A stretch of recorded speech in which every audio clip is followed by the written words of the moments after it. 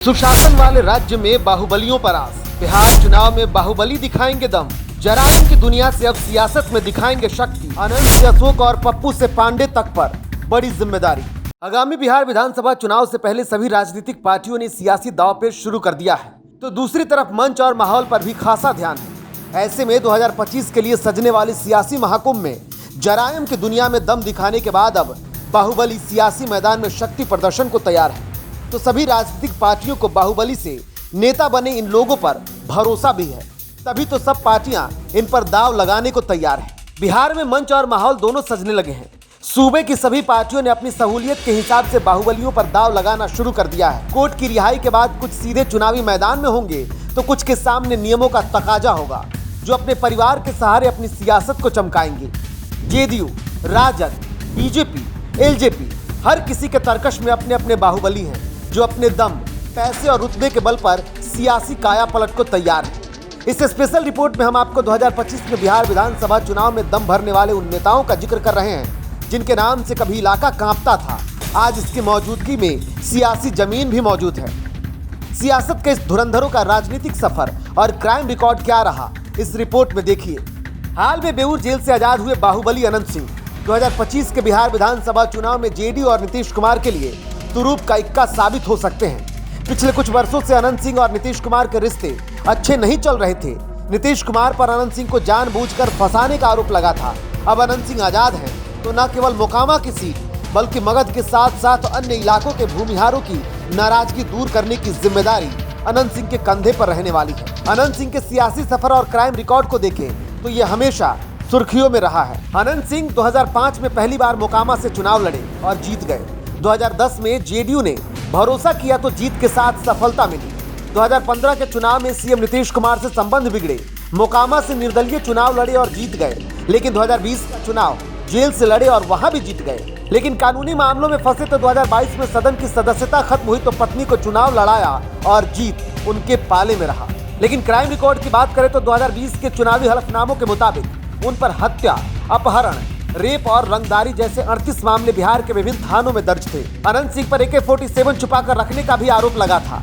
आज कोर्ट से लगभग सभी मामलों में उन्हें राहत मिल गई है। अगला नाम है अनंत सिंह के धूर विरोधी अशोक महतो का। जरायम की दुनिया में अशोक महतो के नाम भी कम नहीं अदब से लिए जाते हैं। अशोक विधानसभा चुनाव में शेखपुरा, नवादा और नालंदा की 8 से 10 विधानसभा सीटों पर अपनी ताकत दिखा सकते हैं। नवादा में राजवल्लभ यादव की भरपाई लालू यादव इनकी मदद से कर सकते हैं। इसके अलावा अशोक महतो की मदद से नीतीश के कोर वोट बैंक लौकुश में सेंधमारी करने में भी ये सफल हो सकते हैं। अशोक महतो के सियासी सफर की बात करें तो 2024 लोकसभा चुनाव में मेन स्ट्रीम पॉलिटिक्स में शामिल हुए अशोक महतो पहले से ही पर्दे के पीछे से राजनीति में समर्थक रहे हैं। भतीजे प्रदीप महतो को 2 बार वारसलीगंज विधानसभा से चुनाव जितवा चुके हैं। लेकिन 2024 लोकसभा चुनाव में जब सक्रिय हुए तो अड़चनों को दूर करने के लिए रातों रात शादी कर ली, लेकिन चुनाव जीतने में असफल रहे। अशोक महतो के हार का कारण अनंत सिंह को ही माना जाता है। हालांकि अशोक महतो अब निर्णायक भूमिका के लिए तैयार है। क्राइम रिकॉर्ड की बात करें तो अशोक महतो को बिहार में जातीय हिंसा का एक बड़ा आरोपी माना जाता है। इनके नाम पर कई नरसंहार दर्ज हैं। सबसे भयावह है अवसढ़ नरसंहार, जिसमें 11 लोगों की हत्या का आरोप लगा था। नवादा जेल ब्रेक कांड, राजू सिंह हत्याकांड, अपहरण, मर्डर, लूट और फिरौती के कई केस दर्ज हैं। फिलहाल सभी मामलों से अशोक महतो बरी हो चुके हैं। मुजफ्फरपुर के डीएम रहे जी कृष्णैया हत्याकांड में सजा पूरी कर जेल से बाहर आए बाहुबली नेता रहे आनंद मोहन की सीएम नीतीश कुमार से मित्रता अब सियासत के मैदान में जम गई है। आनंद मोहन चुनावी चौसर के कितने माहिर खिलाड़ी हैं, जेल से निकलते ही उन्होंने इसे साबित कर दिया है। लोकसभा के बाद अब विधानसभा चुनाव में आनंद मोहन जेडीयू में अपनी बड़ी भूमिका निभा सकते हैं। फिलहाल उनके बड़े बेटे चेतन आनंद शिवहर से विधायक हैं। ऐसे में उनका एक बार फिर से चुनाव लड़ना तय माना जा रहा है। बेटे को चुनाव जिताने के साथ साथ पार्टी से नाराज राजपूत समाज को भी आनंद मोहन जोड़ने की पूरी जिम्मेदारी निभाएंगे। कोसी को आनंद मोहन का गढ़ माना जाता है। इस स्थिति में ये बड़ी भूमिका निभा सकते हैं। सियासी सफर और क्राइम रिकॉर्ड की बात करें तो 1977 में एक्टिव पॉलिटिक्स में एंट्री हुई आनंद मोहन की। उसके बाद 1980 में समाजवादी क्रांति सेना की स्थापना की। 1980 में जनता दल के टिकट पर महिषी से पहली बार विधायक बने। 1993 में बिहार पीपुल्स पार्टी बनाई। 1995 में चुनाव हार गए। 1996 के उपचुनाव में शिवहर लोकसभा सीट से जेल में रहते हुए चुनाव लड़े और जीत गए। 1998 का लोकसभा चुनाव भी इसी सीट से जीते और आरजेडी को समर्थन कर दिया। 1999 में बीजेपी का दामन थामा और चुनाव लड़े, हार गए। अब जेल से रिहा होने के बाद पत्नी को शिवहर से सांसद बनाने में आनंद मोहन सफल रहे हैं। क्राइम रिकॉर्ड की बात करें तो आनंद मोहन पर फिलहाल कोई केस दर्ज नहीं है। आईएएस जी कृष्णैया हत्याकांड की सजा पूरी कर जेल से रिहा हो चुके हैं। इससे संबंधित केस सुप्रीम कोर्ट में चल रहा है। अब बात गरीबों के मसीहा बने पप्पू यादव की। कोसी पर वर्चस्व के लिए आनंद मोहन के धूर विरोधी रहे बाहुबली पप्पू यादव, जो अब गरीबों के मसीहा और जन सरोकार के मुद्दे उठाने के लिए फेमस हो गए हैं, जो 10 साल बाद एक बार फिर से लोकसभा पहुंच गए हैं। इन्होंने अपनी राजनीतिक पार्टी जनाधिकार यानी जाप को कांग्रेस में विलय कर कांग्रेसी तो बन गए, लेकिन 2024 लोकसभा चुनाव में आरजेडी के विरोध के कारण पूर्णिया से निर्दलीय चुनाव लड़ा और ऐतिहासिक छठी बार निर्दलीय सांसद बनकर सदन पहुंचे। अब पप्पू यादव विधानसभा चुनाव में सीमांचल में अपनी पार्टी को ताकत दिखाना चाहते हैं। चुनाव जीतने के बाद वो लालू प्रसाद यादव और तेजस्वी यादव को खुला चैलेंज दे रहे हैं। ऐसे में कांग्रेस के बाहर रहकर पप्पू यादव कांग्रेस को ताकतवर बनाने की कोशिश कर रहे हैं। फिलहाल पप्पू यादव का पूरा फोकस सीमांचल पर है। इस स्थिति में पप्पू यादव विधानसभा चुनाव में सीमांचल का बड़ा चेहरा बन सकते हैं। सूत्रों की माने तो वो अपने बेटे को भी पहली बार विधानसभा चुनाव में उतार सकते हैं। लोकसभा चुनाव के दौरान लालू यादव ने उनके बेटे को सुपौल सीट का ऑफर किया था, लेकिन पूर्णिया सीट पर दोनों के बीच बात नहीं बनी और स्थिति आज कुछ और है। पप्पू यादव के सियासी सफर की बात करें तो कभी लालू यादव के उत्तराधिकारी माने जाने वाले पप्पू यादव महज 52 साल की उम्र में 6 बार निर्दलीय लोकसभा का चुनाव जीत चुके हैं। 1990 में पहली बार विधानसभा का चुनाव जीते।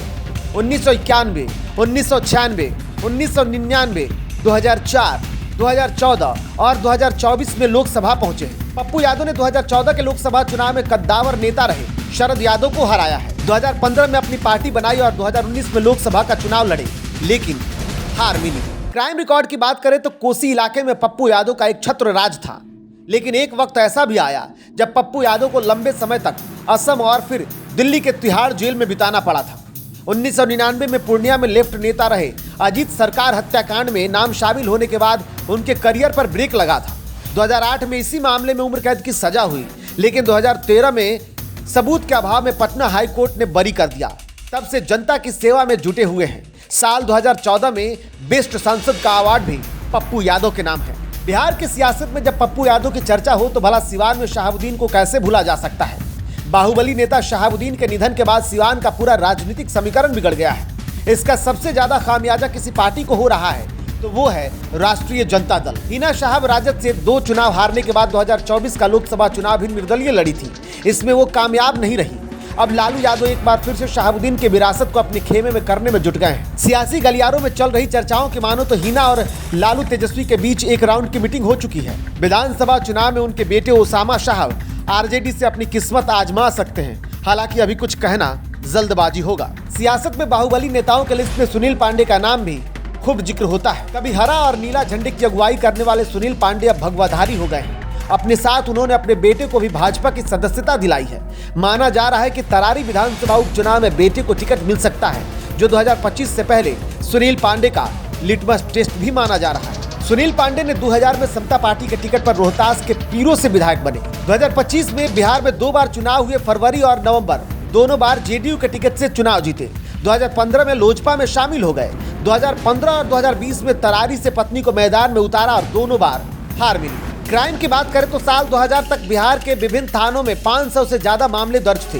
सुनील पांडे को कोर्ट से लगभग तमाम मामलों से राहत मिल गई है।